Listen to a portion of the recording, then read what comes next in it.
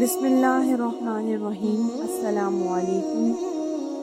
حضرت محمد صلی اللہ علیہ وآلہ وسلم کا عذاب جہنم کو یاد کر کے رونا۔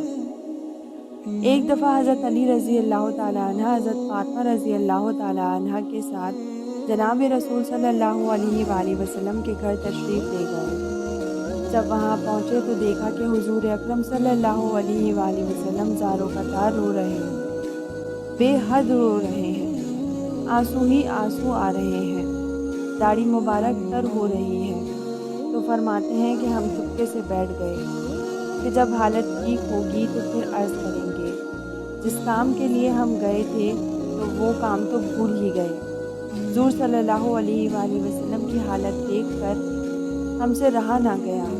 جب حضور صلی اللہ علیہ وآلہ وسلم کو سکون ہوا تو عرض کیا کہ حضور صلی اللہ علیہ وآلہ وسلم، آپ اتنا کیوں رو رہے ہیں؟ کیا بات ہے؟ اس قدر رنجیدہ اور غمگین کیوں ہیں؟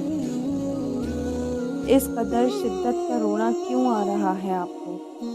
تو حضور صلی اللہ علیہ وآلہ وسلم نے فرمایا کہ میں معراج پر گیا تھا جب تو مجھے دوزخ بھی دکھائی گئی۔